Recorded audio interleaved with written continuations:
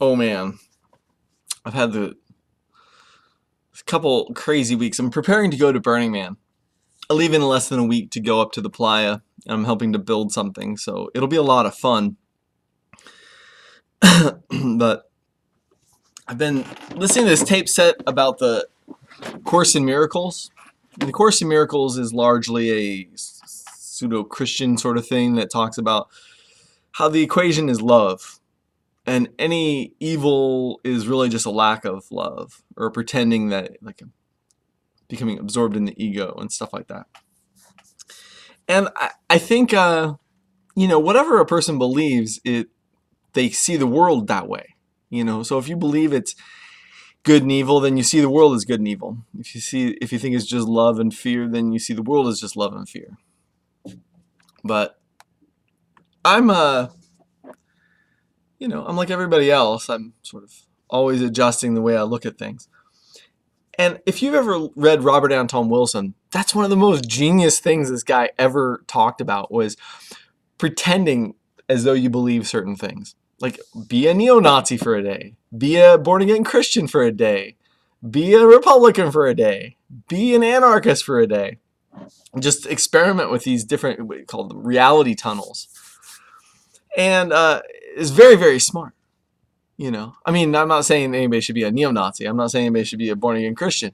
But to be able to have this ability to think and perceive through these models, if you will, that aren't your own, it's very smart. Well, anyway, today a fellow came in, and for what it's worth, I'm an exorcist. I've been studying demonology very seriously most of my life, but it's not something you do. It's not something you do. Like, working with demons and stuff intentionally is bad news. It just is. If you want to do it, I'm not going to stop you, of course, but I'm going to ask some questions. So this guy came in today and talking about buying some incense and a candle because he was going to evoke a couple of demons.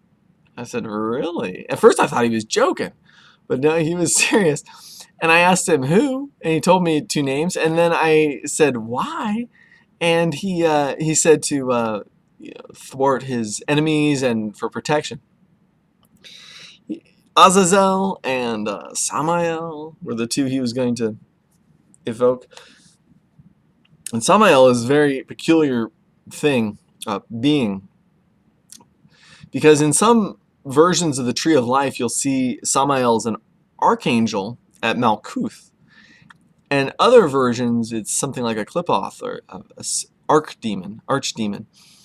And I can't speak authoritatively, but I have a very solid understanding, at least for myself, that Samael is certainly, number one, nothing to fool with. Not a being to fool with. But on the other hand, it's this weird pivot point of power and reality. It's kind of like a demon archangel dividing line kind of thing. It's, again, there's no reason to fool with these powers. Anyway, so this guy was in here saying this, and I wanted to ask more questions, but there was another fellow in here who was a regular customer, and I had to help him. I couldn't just give all my attention to this fellow, and I don't always know what people are offended by, and for me to speak freely about demonology and stuff, maybe it turns some people off.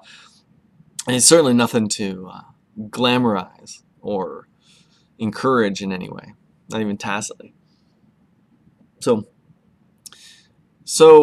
but it was kind of funny because the guy leaves, and I'm talking a little bit about Samael, and I wasn't really talking about Azazel, but I'm talking a little bit about Samael. And this big vortex of wind and trash came right in front of my store and was swirling right over where his parking spot was. And this is like, I mean, I never see that, and that was literally like a minute after he left. And he paid with his $5 bill that was crunched up on the side and had, let me grab it.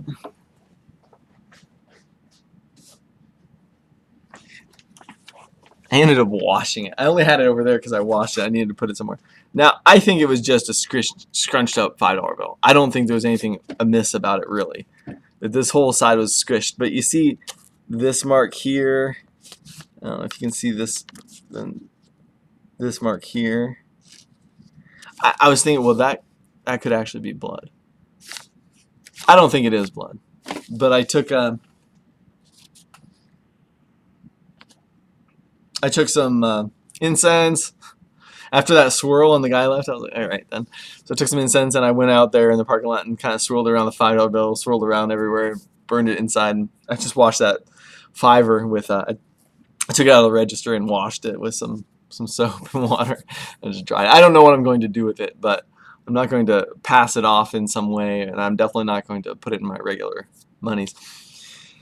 But it's just a peculiar thing. So then I looked up Azazel. And there's some references to this mountain right on the border of Lebanon and Syria, where supposedly the fallen angels came down.